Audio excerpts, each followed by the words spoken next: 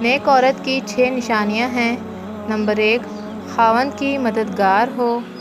Number 2، نماز کی پابند ہو۔ نمبر 3، اپنی عزت کی حفاظت کرنے والی ہو۔ نمبر 4، شوہر کی فرما بردار ہو۔ نمبر 5، خوش اخلاق ہو۔ اور نمبر 6، صبر اور شکر کرنے والی ہو۔ 10 گناہ گار عورتیں۔ نمبر 1، بے پردہ عورت۔ نمبر 2، تیز زبان والی عورت۔ نمبر 3، ہر وقت موت مانگنے والی۔ نمبر 4، دین کا مذاق اڑانے والی۔ نمبر 5، چغل خور عورت۔ نمبر 6، احسان جتلانے والی عورت۔ نمبر 7، شوہر کی نافرمان۔ نمبر 8، غیبت کرنے والی عورت۔ نمبر 9، بال کھول کر چلنے والی عورت۔ اور نمبر 10، بغیر ضرورت کے گھر سے نکلنے والی عورت۔ 8 عورتوں کی پہچان۔ نمبر 1، جو عورت تیز بولے وہ دولت کی لالچی نہیں ہوتی۔ نمبر 2، جو عورت آہستہ بولے وہ پیار کی بھوکی ہوتی ہے۔ نمبر 3، جو عورت معصوم نظر آئے اس پر کبھی بھروسہ مت کرو۔ نمبر 4، جو عورت کم بولے وہ دنیا کی بہترین عورت ہوتی ہے۔ نمبر 5، جو عورت زیادہ سنورتی ہو وہ بد اخلاق ہوتی ہے۔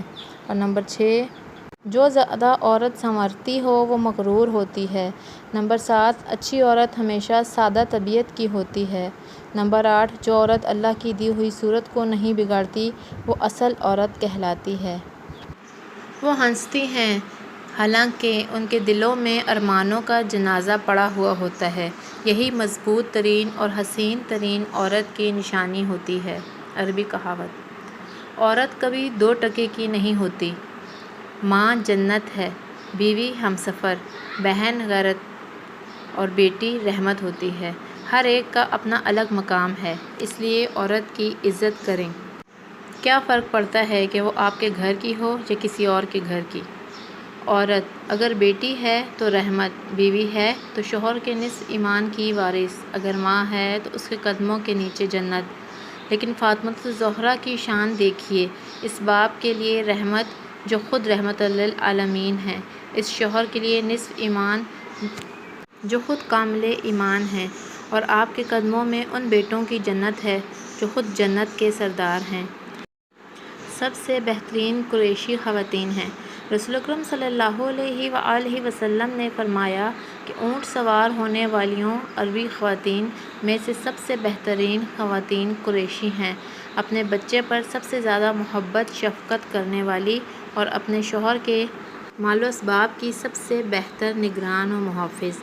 حضرت ابو ہریرہ رضی اللہ تعالیٰ عنہ یہ حدیث بیان کرتے ہیں کہ اس کے بعد کہتے تھے کہ مریم بنت عمران اونٹ پر کبھی سوار نہیں ہوئی تھیں۔ حیادار عورت۔